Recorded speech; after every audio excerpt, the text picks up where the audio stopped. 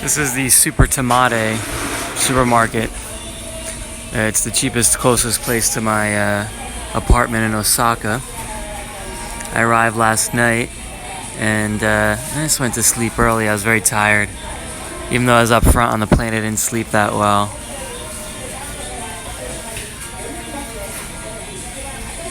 So I'll show you my neighborhood and then my room. I'll show you where we are on here. This is the Namba area.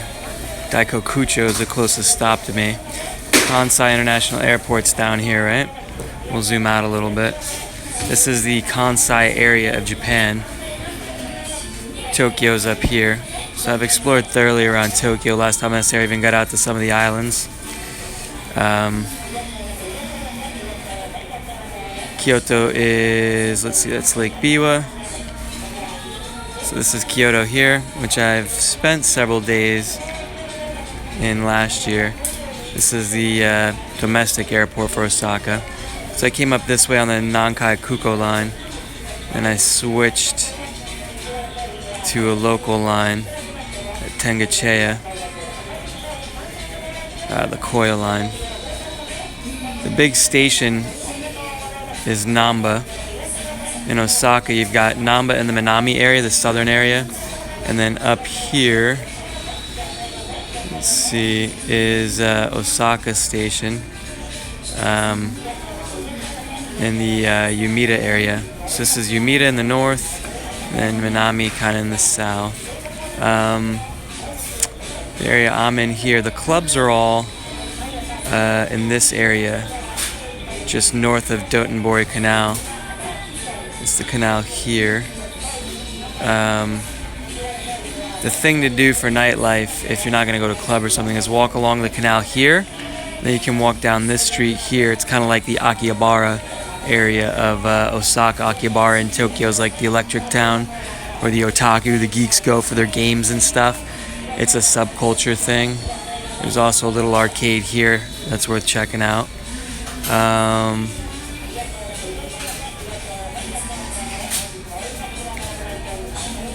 So I'm staying here. This is my Airbnb. The Apple House is another place I looked into staying. They didn't have any vacancy. They're a little more expensive. Then up here, there's the Melon House. It's a real shithole, but it's a good location because you can walk in 5-10 minutes and be in all the club areas here. But I'm not that far as I am here. I'm right here. Daikokucho Station, Amami Abisu. Not too far from the zoo.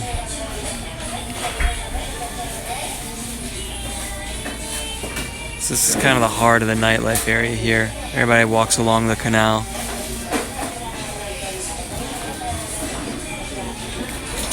This was the cheapest place. I spent about $15 in groceries if you want to see what that'll buy you. Bananas, 2 things of bread. I couldn't find the 8 slices. I had to get the 6 slices, which are a little thick, but they're better than the really thick 4 slices. Detergent, mouthwash, and toothpaste. So, a little expensive, but that's Japan, you know. Everything's slightly more expensive here because of the cost of oil. They gotta import the oil, so everything, including food, ends up being a little more expensive than you're used to in, say, the United States.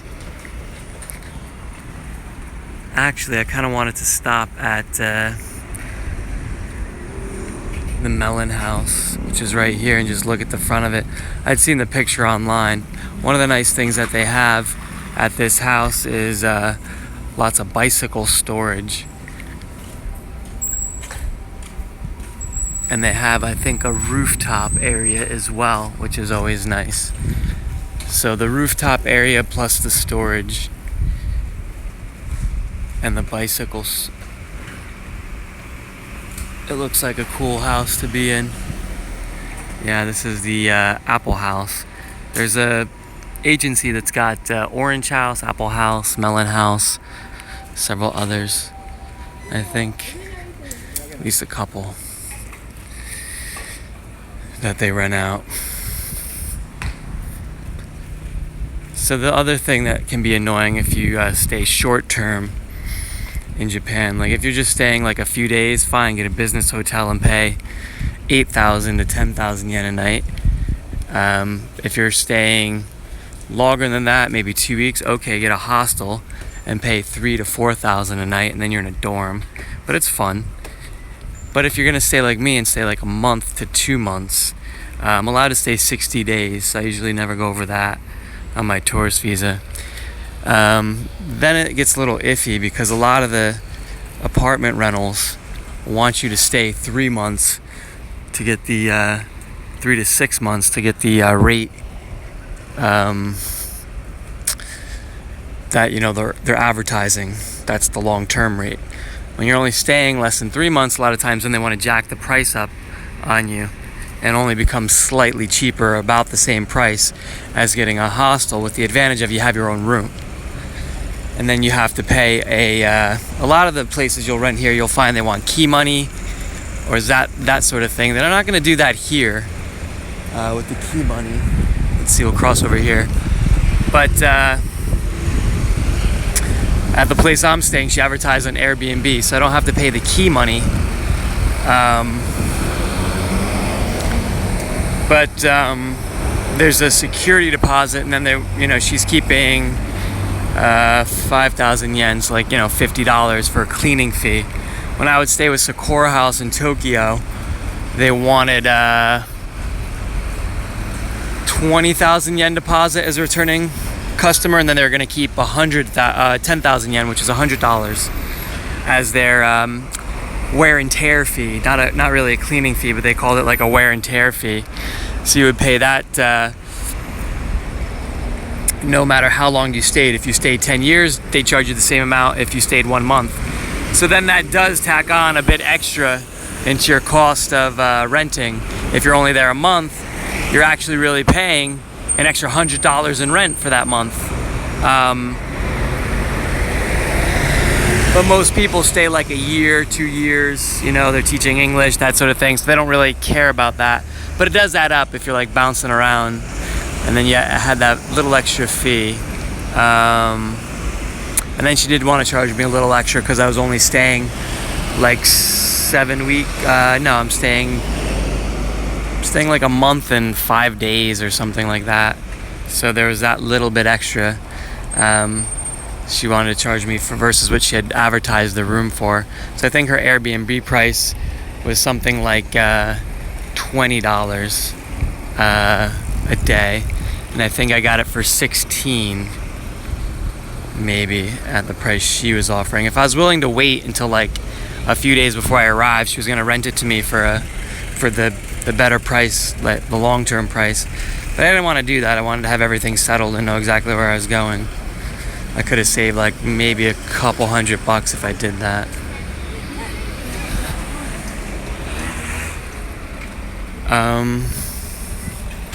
The weather here is hot and steamy. It's not like Singapore bad, but the rainy season's over. And so you're looking at 80s to lower 90s during the day. And a lot of partly cloudy days, overcast days, which is fine with me as long as it's not pouring buckets. And I'm gonna get out of here before Oban festival starts. Like I leave on August 11th. That's when Oban starts. That's when the whole country goes on vacation. So it's one of the worst times to be here. It's much better to avoid those holidays. There's a couple of them in Japan. In the spring, it's Golden Week. That's the biggest one.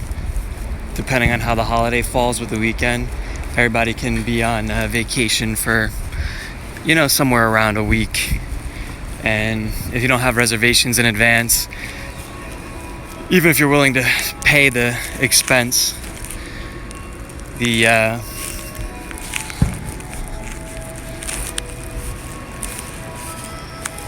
trains can be so full that you're not going to get a seat even if you get on, and you're not going to have room vacancies and that sort of thing.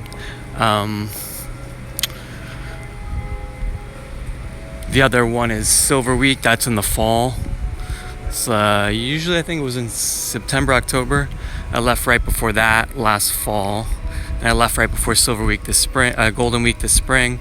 I'm gonna leave right before Oban Festival this summer. Oban Festival is where they honor the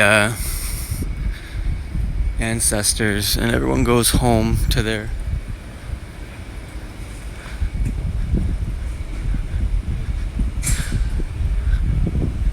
home prefecture.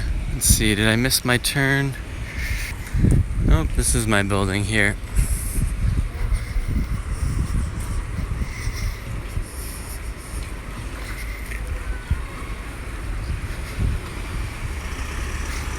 So it's a 5-floor walk up. I'm on the top floor. I don't know if there's a roof area to go up to. That would be nice. I have a balcony, but it's just an area really to hang laundry. It's not meant to be a pretty pretty area to sit out so much. Konnichiwa. Morning. So I walked up the 5 flights. Really nothing to see on the way up, so I skipped it. It's a combination lock on the outside, and then I have a key for the apartment door downstairs and a key for the room itself. So this is my communal space here.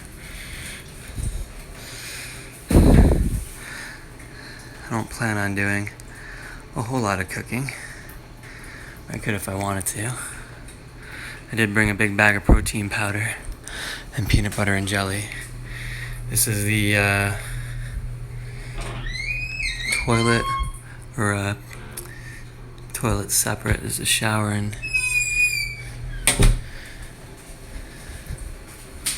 toilet areas over here.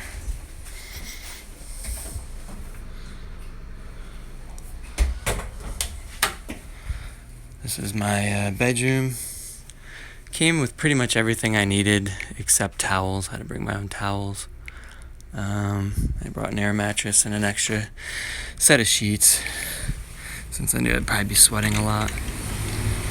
That's the area where you can do laundry and then hang it up. There's not a lot of hangers either. So I wanted to do laundry quickly so I don't have to do all of it at once, because I'm going to run out of hangers to hang stuff up. And it's so humid, it'd probably take, at least a whole day for everything to dry. So I'm going to throw a load in now. That's it. That's my apartment. There's some storage here, so I don't have to have the suitcase out in the room. So the deal was like 49,000 yen a month, and then she wanted, everything was included. But then for the extra, just the few extra days I'm staying into August, it's like another 18,000 yen. So it ends up kind of not being that great a deal.